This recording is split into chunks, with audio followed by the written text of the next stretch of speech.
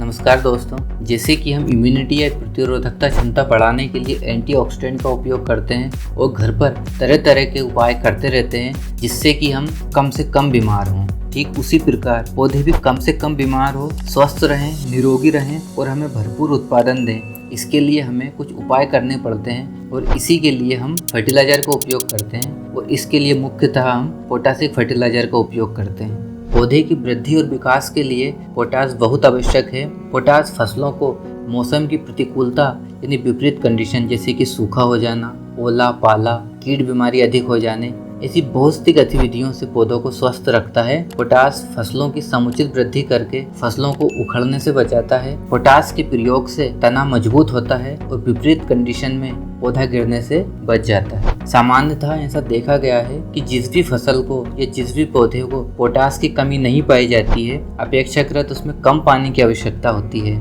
इसलिए हम कह सकते हैं कि पोटास के प्रयोग से फसल की जल उपयोग क्षमता भी बेहतर होती है। पोटास फसलों की गुणवत्ता बढ़ाने वाला सबसे इम्पोर्टेंट तत्व है। अच्छे उत्पादन के लिए हम जितना भी पोटासिक फर्टिलाइजर का उपयोग करते हैं उसका 25 से 30% पौधों के लिए अनअवेलेबल होता है। 25 से 30% पौधों को प्राप्त नहीं हो पाता और मिट्टी में फिक्स हो जाता है। इस फिक्स हुए पोटास को ही पौधों के पास ले जाकर उसकी अवेलेबिलिटी को बढ़ाने के लिए हम पोटास मोबिलाइजिंग बैक्टीरिया का उपयोग करते हैं। जी हाँ दोस्तों, आज हम बात करेंगे पोटास मोबिलाइजिंग बैक्टीरिया के बारे में। इसका प्रयोग करने से ऐसा पोटास जो कि मिट्टी में पड़ा हुआ है और पौधों के किसी भी काम का नहीं है, पोटास मोबिलाइजिंग बैक्टीरिया के प्रयोग करने से ये पौधों को इजीली प्राप्त हो जाता है। पोटास मोबिलाइजिंग बैक्टीरिया का प्रयोग करने से 10 से 20% प्रोडक्शन अधिक होता है और 20 से 25% केमिकल फर्टिलाइजर का उपयोग कम करना पड़ता है। साथ ही साथ सॉइल फर्टिलिटी अच्छी रहती है और मृदा की उत्पादकता बढ़ती है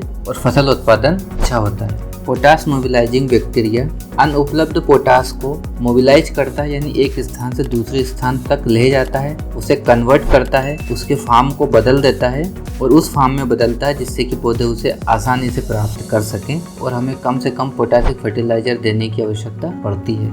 यह बैक्टीरिया अपने अंदर से ऑर्गेनिक एसिड, ग्रोथ हार्मोन जैसे अनेक तत्वों को स्रावित करता है जिससे कि प्लांट की ग्रोथ अधिक होती है, सॉइल की फर्टिलिटी बढ़ती है और हमारा उत्पादन फाइनली अच्छा होता है। पोटास मोबिलाइजिंग बैक्टीरिया को हम मुख्यतः सीड ट्रीटमेंट, रूट ट्रीटमेंट और सॉइल ट्रीटमेंट में उपयोग कर सकते हैं। आइए सबसे पहले बात करते हैं सीड ट्रीटमेंट की। सीड ट्रीटमेंट के लिए जिस भी फसल के सीड को KMB से उपचारित करना है, इसके लिए 250 ml कल्चर 2 से 3 लीटर पानी की आवश्यकता होती है, जो कि 50 से 60 किलोग्राम सीड के लिए पर्याप्त होता है। इसको भी ट्रीटेड करने की सेम विधि है जैसा कि हमने फास्फोरस और जिंक के केस में बात की थी। मतलब एक पॉलीथीन या कोई टब ऐसा ले लेते हैं जिसमें कि जो भी सीड को हमें उपचारित करना है उसको डाल देते हैं। उसके बाद में कल्चर को डाल के अच्छे से मिला दिया जाता है जिससे कि कल्चर सभी बीजों पर अच्छे से फैल जाए।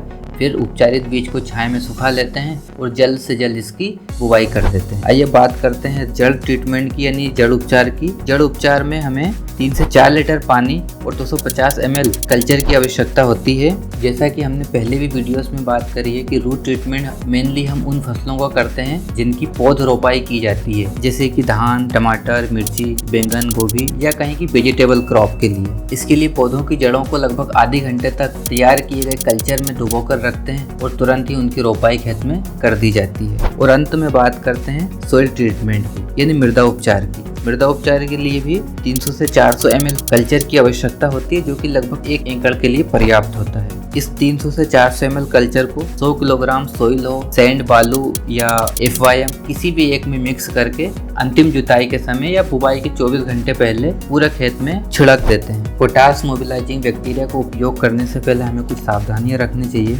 जैसे कि इसे कभी भी केमिकल फर्टिलाइजर के साथ उपयोग नहीं करना चाहिए, हमेशा ठंडे स्थान पर रखना चाहिए और जहाँ से भी हम पोटास मोबिलाइजिंग बैक्टीरिया ला रहे हैं उसको उपयोग करने से पहले उसकी एक्सपायरी डेट जरूर चेक कर लेनी चाहिए। अच्छे रिजल्ट के लिए 2 सप्ताह पहले या 2 सप्ताह बाद केमिकल फर्टिलाइजर का उपयोग करना चाहिए। उम्मीद करता हूँ दोस्तों आपको हमारा वीडियो पसंद आया होगा। अगर वीडियो इन्फॉर्मेटिव लगा हो तो शेयर करिए और चैनल को सब्सक्राइब भी कर लीजिए और साथ ही साथ नोटिफिकेशन बेल को भी ऑन कर लीजिए, जिससे आने वाला कोई भी वीडियो आपके लिए मिस ना हो। चलिए मिलते हैं ऐसे ही किसी इन्फॉर्मेटिव वीडियो में, तब तक के लिए नमस्कार।